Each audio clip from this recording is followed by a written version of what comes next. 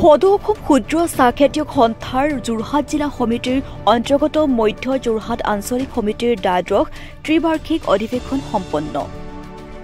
সদৌ অসম ক্ষুদ্ৰ চাহ খেতিয়ক সংস্থাৰ সংবিধানৰ অনুসৰি প্ৰত্যেক জিলা আঞ্চলিক আৰু শাখা সমিতিৰ 3 বছৰীয়া কাৰ্যালয়। প্ৰত্যেক সমিতিয়ে প্ৰথম বছৰ আৰু দ্বিতীয় বছৰ সাধাৰণ সভা অনুষ্ঠিত কৰি তৃতীয় বৰ্ষত অধিৱেশন অনুষ্ঠিত কৰিব লাগে বুলি নতুন সমিতিৰ গঠন হয়। এই অনুসৰি আজি যোৰহাট জিলা সমিতিৰ অন্তৰ্গত মধ্য যোৰহাট আঞ্চলিক সমিতিৰ দ্বাদশ কাৰ্যকালৰ ত্ৰিবাৰ্ষিক অধিৱেশনখনি পিয়াকতা শাখা সমিতিৰ আতিথ্যত অনুষ্ঠিত হয়। অনুষ্ঠানত পুৱা পাতকা উত্তোলনে শুভাৰম্ভণি কৰে। সভা ছাত্ৰ ছাত্ৰীসকলৰ মাজত চিত্ৰাংকন প্ৰতিযোগিতাৰ লগতে বৰগীত দিহানাম পৰিৱেশনো কৰে। সভাত সভাপতিত্ব কৰে আঞ্চলিক সমিতি সভাপতি পীতাম্বৰ বৰাই, সম্পাদক কল্যাণ দোলাকাষৰীয়া আধৰা। সভাত উদ্বোধক হিচাপে সদৌ অসম ক্ষুদ্ৰ চাহ খেতিয়ক সন্থাৰ সাধাৰণ সম্পাদক ৰাজেশ কুমাৰ দত্ত উপস্থিত থাকে।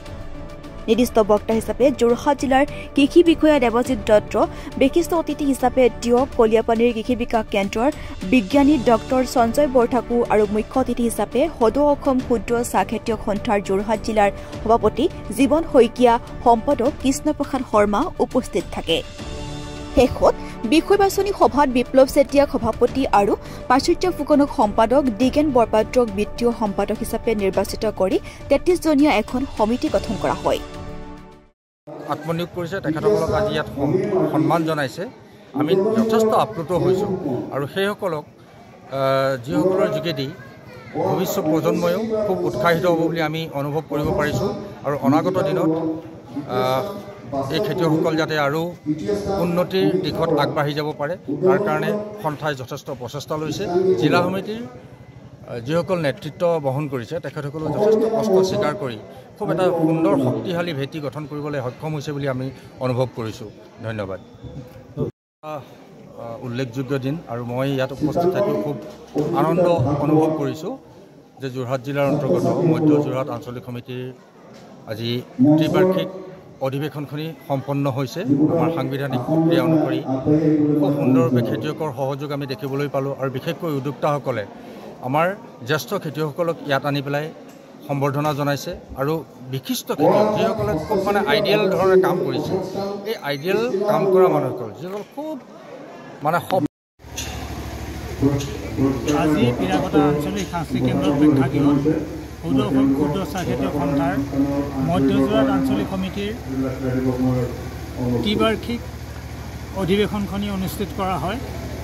এই অনুষ্ঠানত বহুতো কৃষক উপস্থিত থাকে, লগতে যোৰহাট জিলাৰ কৃষি বিষয়া মহোদয় আৰু যোৰহাট কৃষি বিজ্ঞান কেন্দ্ৰৰ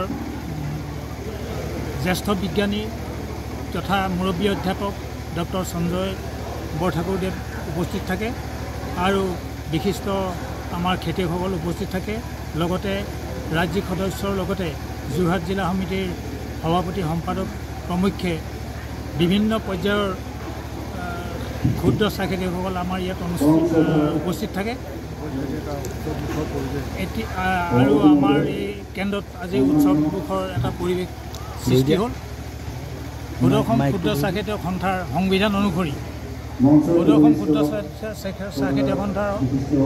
অনুসৰি প্ৰতি বছৰে বাৰ্ষিক সাধাৰণ সভা অনুষ্ঠিত কৰা হয় আৰু লগতে 3 বছৰ কাৰ্যকালৰ পাছত বাৰ্ষিক অধিৱেশন অনুষ্ঠিত কৰা হয়।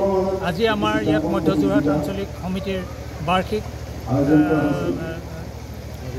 অধিৱেশন অনুষ্ঠিত হয়। এই অনুষ্ঠানত যথেষ্ট উৎসৱমুখৰ পৰিৱেশ হৈছে। যথেষ্ট মানুহ খেতিয়কসকলৰ সহযোগিতা আমি পাইছোঁ আৰু গধূলিলৈ আমাৰ বিষয় বাছনি সভা অনুষ্ঠিত হ'ব।